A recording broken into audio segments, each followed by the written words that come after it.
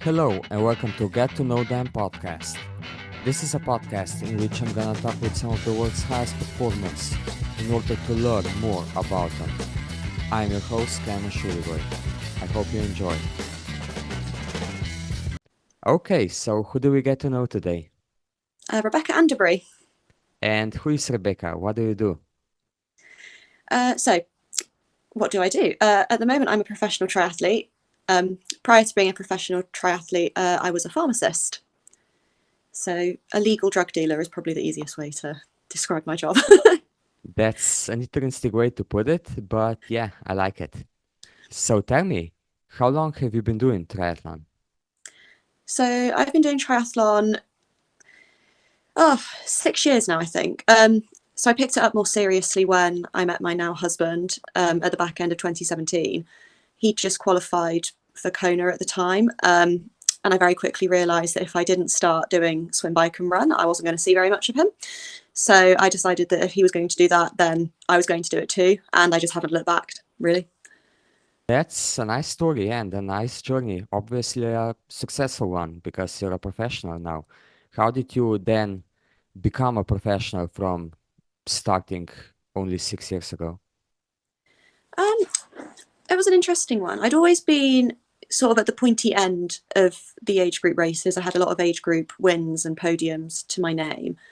Um, I think the turning point was probably Ironman 70.3 Swansea in 2022. I had a really good race. I'd outbiked Kat Matthews, which is my claim to fame. Um, and I just thought, actually, you know what? I'm still quite young. I've got a lot of time. There's plenty that I can do with my life. Why not give it a try now? And I was obviously very fortunate that I had a husband who understood the demands of triathlon and was very happy to support me in that endeavor. Yeah, that's nice to hear. And tell me, was it a difficult decision to, let's say, not go to a normal job but pursue this professional triathlon career? Or did you always have this backup plan? If triathlon doesn't work out, I can always work as a pharmacist. Yeah, I think for me it was quite a hard decision. Pharmacy in the UK is a 4 year undergraduate degree, and then it's a year on the job training, and then you continue to do bits and pieces of education while you're still working. So it's a big commitment. So it was in some ways quite hard to step away from that. Um, Now, obviously, I am a professional triathlete, but I can still go back and be a pharmacist if I want to. I still have that qualification. So it was scary to step away from a normal job. I was never somebody that had pursued a career in professional sports or who had ever considered myself to be good enough to be a professional athlete. So to say that I'm a professional athlete is still something that I find a bit strange.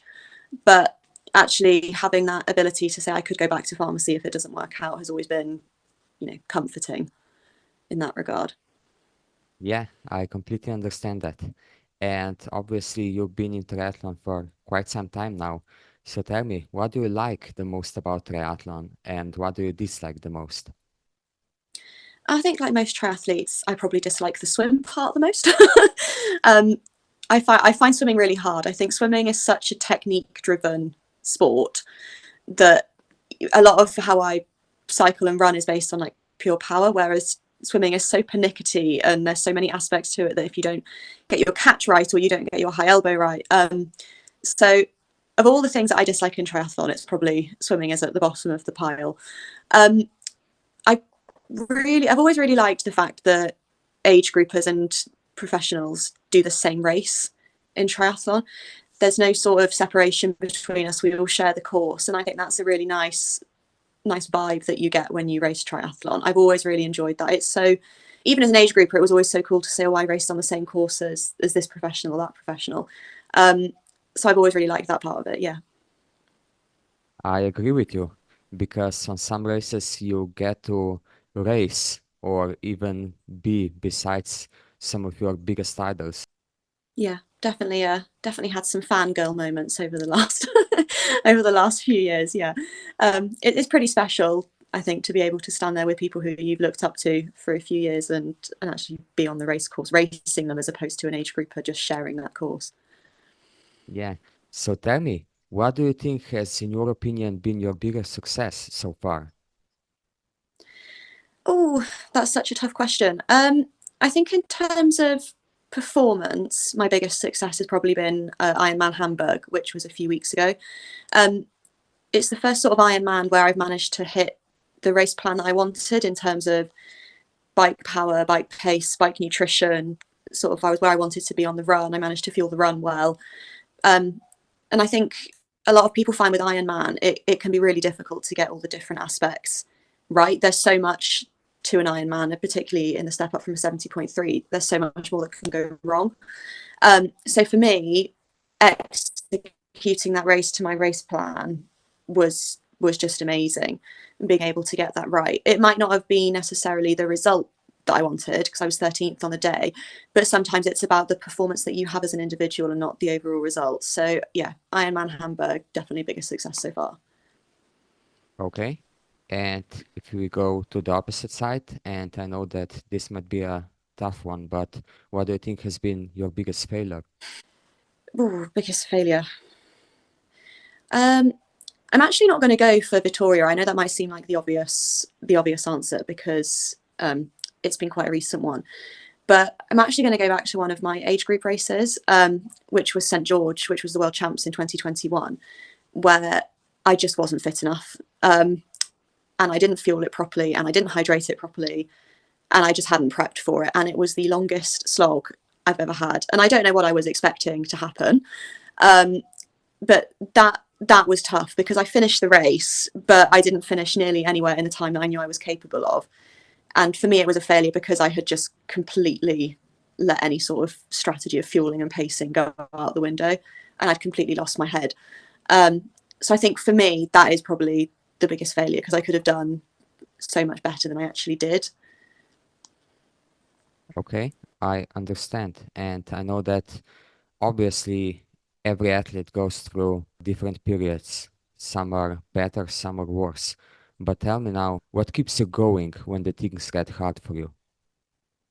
I mean, I'm obviously very lucky. I've mentioned him before, but my husband Dan, he's a triathlete himself, so he very much understands the pressures of racing that I'm under. So he's great. He's always a great sounding board. He always gives me a little bit of a kick if I need one. Sometimes I think you need somebody to politely tell you that you're being a bit of a drama queen and to set you back on the right track. So he's great. I think also as well in terms of motivation, it's about finding your why. You know, why are you doing this? Why did you decide to become a professional triathlete? And sometimes that can be hard. Sometimes it can be really difficult to remember your why or think why you're doing it. But I often like to think of, you know, that you had this amazing opportunity to give this a go. You were good enough to be a professional triathlete, and that's not something that everybody gets the chance to say. So I try and think about how lucky I am to be able to do this and to live this lifestyle. Yeah, that's a nice answer. Thank you. And looking at your results, at least professional ones, I see that you've had some pretty nice results already. And I also see that you've done some 70.3s and also some full distance Mm-hmm. triathlons. So, how did you make this decision to go into the full distance, let's say, so early? And how did you then adapt switching from the middle distance to the longer distance? So I'd already done a few full distances before I made the switch into professional triathlon. So my first full distance was actually way back in 2019 when I did Ironman Wales, I think at the tender age of 24. So I started quite young. Honestly, the main reason for making that switch back in the day was that there were quite a few people from my tri club at the time, Oxford Tri, that were doing the race. And I'm slightly ashamed to admit that we all signed up at the awards dinner when we were all a bit drunk, and it seemed like a great idea at the time. was the honest reason why I made the jump at that point from 70.3 into the full distance. Plus, I had an amazing friend, Sarah, who she'd done Ironman Wales that year, and she just massively inspired me into doing it. So that was why I made the switch at the time as an age grouper. I think in terms of doing it as a professional, I was already doing them, so it just seemed like a natural step to take to carry on doing them actually. Okay, I understand that. Let's take a step away from triathlon now for a bit to a bit more general questions. What's one thing that you wanted to do for a long time but just haven't done it yet? Oh gosh, one thing I've wanted to do for a long time. I've always really wanted to go and travel to New Zealand, and I never did it because I was busy with university, and then I was busy with work, and then I was married. So I've never been to New Zealand, and I'd really like to go. And I don't know when I'm going to get to do that now. It might have to be a retirement project, I think, in the future. But yeah, one day I would really like to go to New Zealand. Somebody I was on the Zwift Academy with, Vanessa, was a Kiwi, so maybe she'll invite me to stay one day if I'm lucky. This year in December, there's a World Championship over there in New Zealand. Any way that you can sneak into New Zealand in December? Yeah, I think the qualification period has ended now, but yeah, that would have been the ideal trip. But yeah, unfortunately, not quite made it there yet. If you could only eat one meal for the rest of your life, which one would it be? Fajitas, chicken fajitas. Okay, that was a quick That was an answer. easy answer, yeah. Okay. Which song gets you pumped up the most time? I have quite a few songs that I like listening to pre-races, but I think my favourite is probably "Whatever It Takes" by Imagine Dragons. I mean, anything Imagine Dragons is good, but that one I particularly like. Okay, that's a nice choice. I like that one as well. What's your guilty pleasure? I am a huge fan of Ben and Jerry's. The chocolate brownie ice cream, I could very easily eat a whole tub in one sitting. Okay, that's a nice answer. And I guess that the positive side of triathlon is that even if you do that, you don't have to feel guilty about it. Oh, no, I would not feel guilty. I feel like I've burnt enough calories at that point. Okay. What is one thing that annoys you or makes you angry? I cannot cope with people walking slowly in front of me. I get irrationally angry at people who dawdle through the supermarket or through the streets when I need to be somewhere. Um, yeah, I have been known to start being very British and tutting. I'll never say anything about it, but I will tut very loudly. Okay, that's an interesting answer. So, if you could enforce one rule for the entire world, which one would it be? Oh gosh, a rule for the entire world. Um, that's a very good question, and one that I'm not sure I'm going to have an answer to. Um, oh, actually, one thing I would like is if all of the world could drive on the same side of the road. I wouldn't even mind if it was left or right. I'm not particularly partial to either, but if we could all drive on the same side of the road, it would make travelling an awful lot easier. Okay, that's an interesting answer, but a logical one, thanks. What would you say is the biggest stereotype about triathlon?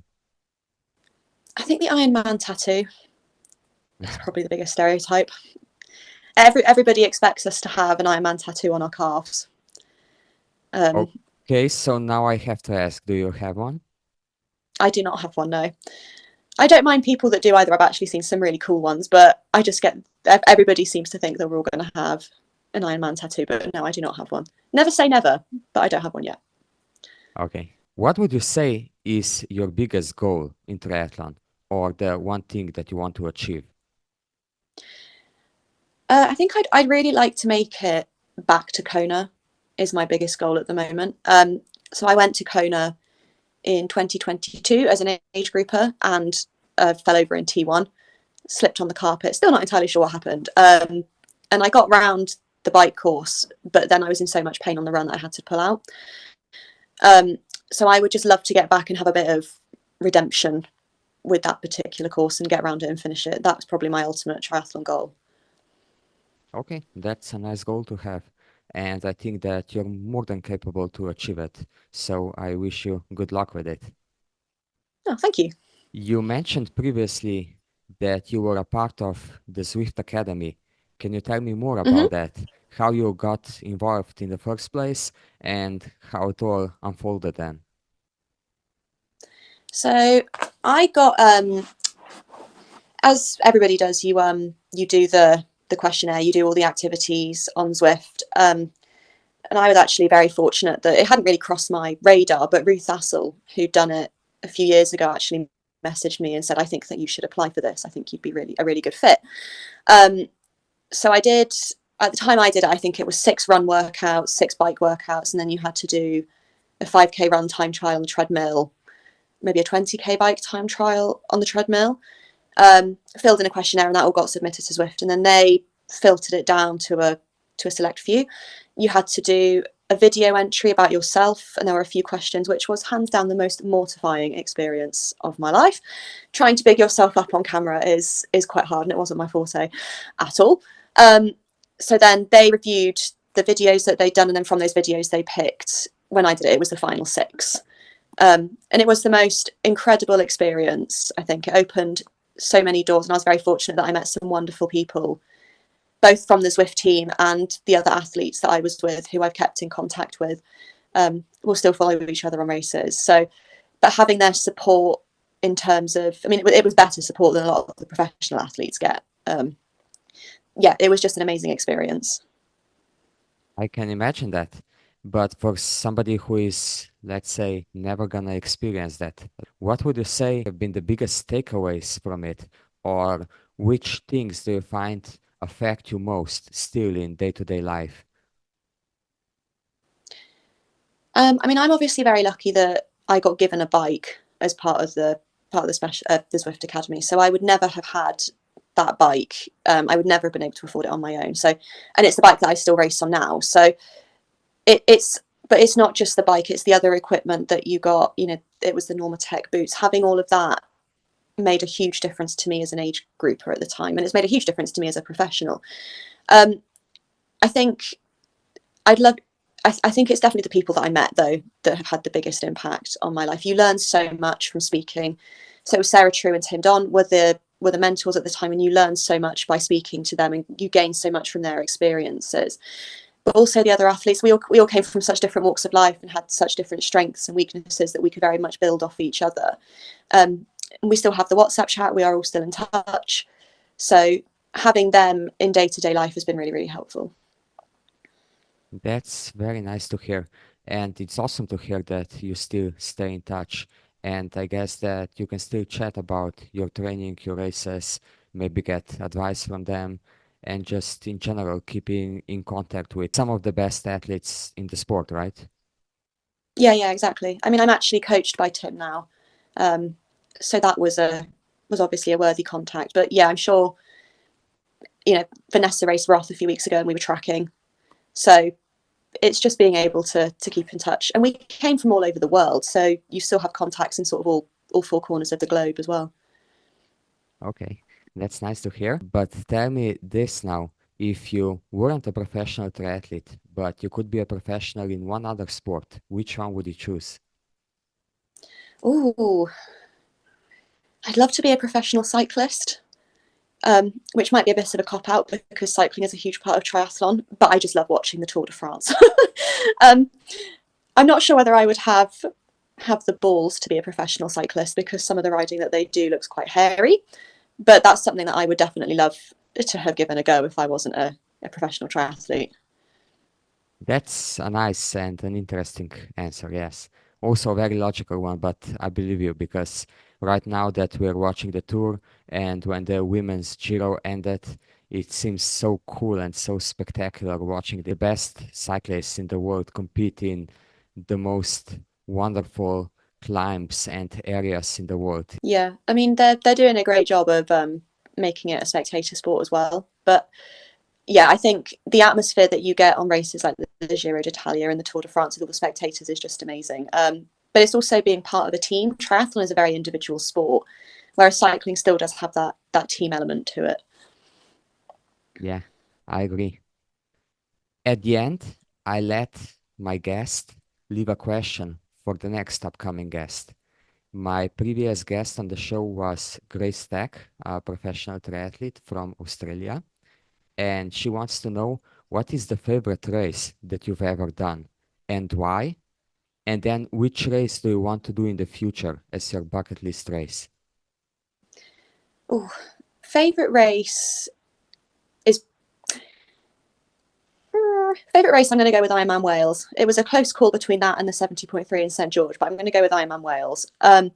Just because the the support there is unbelievable. Like the crowd is 7 deep on both sides. It's a phenomenal atmosphere. And I don't think I've found a race yet to beat it. So that would be my favourite race.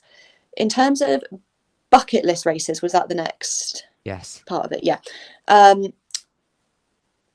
Bucket list races, I really want to go and do Challenge Roth. It's one I've not done yet, but I think it's been on the telly recently, and it's just the most incredible looking atmosphere and such a fast course. So yeah, that would be one that I need to do. Any plans to do it next year? Not yet, but obviously if it worked in my race calendar, then I would love to give it a go. Okay. And do you maybe have any plans for the future in terms of what you're gonna focus on? Because we know now that we have this Ironman Professional Series, then there's the T100 Series. Do you have any goals in terms of this series, or do you just race the races that you want to do? I think the Pro Series would be quite cool to go after at some point. But ultimately, I'm going to pick the races that are best for me. Okay, that's logical and understandable. So, what is your question for the next guest on the show? I would like to know what their secret talent is. Oh, that's an interesting one. Okay. I'm looking forward to hearing the answer to this question. Yeah, me. But yeah, what's your secret talent is my question for the next guest. Okay. Thank you very much, Rebecca. And thank you very much for coming on the show. It was a pleasure to meet you, to talk to you, to learn more about you. And I think that people are gonna enjoy this conversation. So where can people find you and follow you? So I'm on Instagram as rebecca.anderbury. And then we also have a website that my husband and I share, which is Anderbury Coaching. So you can find more information about us on there. Okay, I'm gonna put the links into the show notes so people will have no trouble finding you. But like I said, it was really a pleasure to Perfect. talk to you, and I wish you all the best this season and then in the next upcoming seasons of your career. Amazing. Thank you.